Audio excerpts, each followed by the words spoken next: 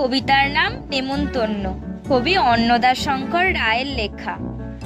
যাচ্ছ কোথা চাংড়ি পোতা, কিসের জন্য? নেমন্তন্ন। বিয়ের বুঝি? না বাবুজি। কিসের তবে? ভজন হবে। শুধুই ভজন? প্রসাদ ভোজন। কেমন প্রসাদ? যা খেতে স্বাদ।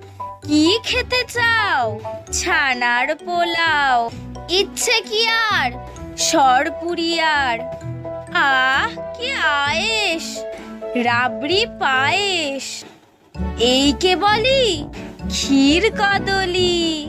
বাহ কি ফলার! সবরি কলার। এবার থামো, ফজলি আমো। আমিও যাই। না মশাই।